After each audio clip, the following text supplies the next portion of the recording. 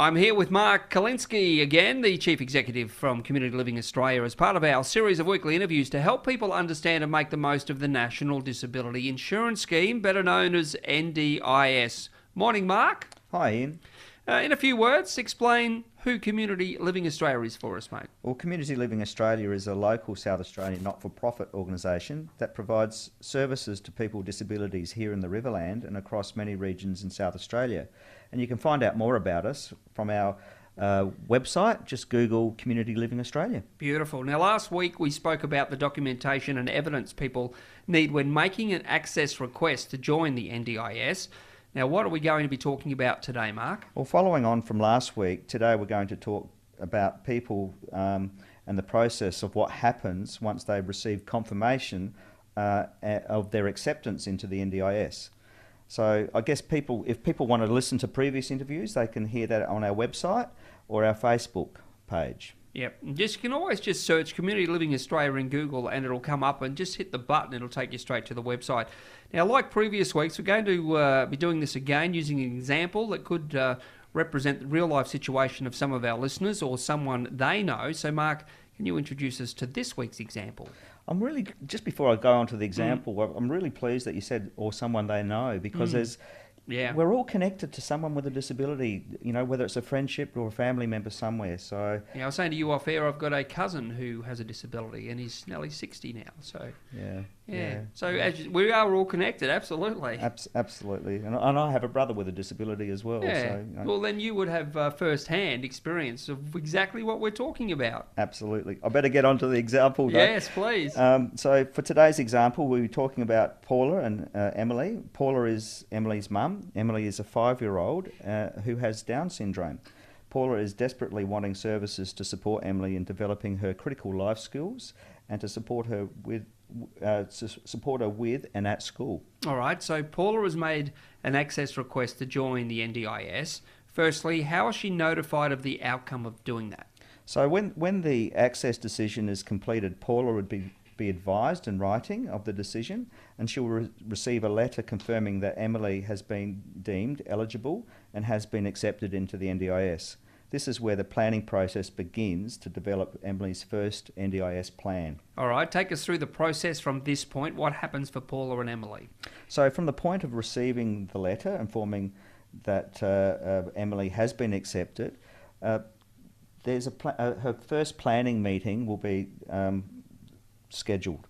So I guess this planning meeting is what will determine the NDIS plan Emily gets and what level of funding she will receive to purchase services. And there's a variety of tools and checklists and information that can support Paula to prepare all of the information she needs for this planning meeting. But I won't go into that right now because it's quite a long list. Yeah, it is. But you can find out more information on the Community Living Australia website. Absolutely, and the NDIS website as well. So, all that information is there.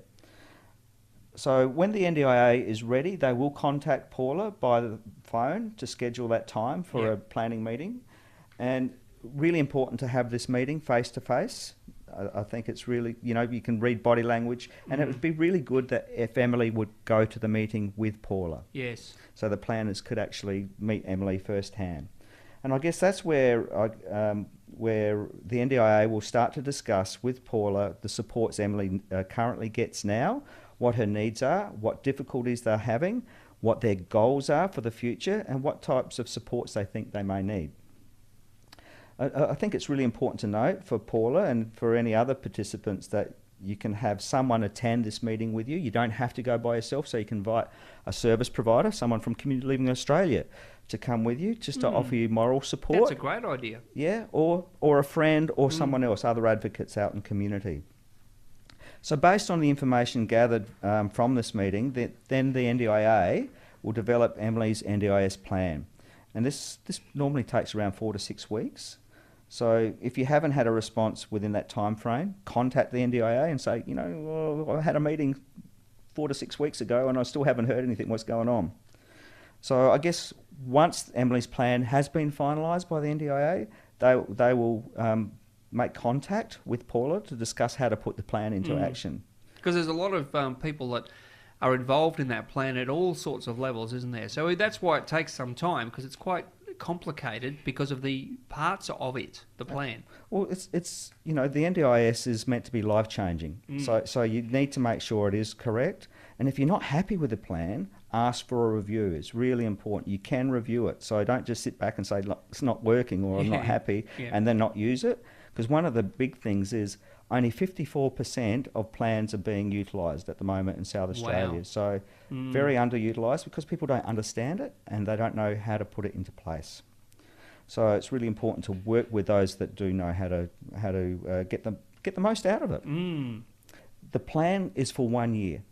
So people think it's forever. Each plan is reviewed after 1 year and then you develop the next plan. And not to forget that the NDIS is an insurance scheme. So it's about building capacity and slowly improving your skill set so you need less in the long run. So, the future plans are really important and you have to measure outcomes and think of how the plans worked or not worked for you. Now, if people need more information and support with the NDIS, they can contact you, can't they? Absolutely. I guess the easiest way is to Google us, Community Living Australia, and find out more information on our website. Thanks, Mark. I look forward to having you back next week where we continue to talk about how people can ask for a review if they've been denied access to the NDIS. And I can't stress it enough. If you're not sure, communitylivingaustralia.com.au is a great website and great tool. And you can also Google NDIS. The information is there also. Thanks again, Mark. Thank you, Ian.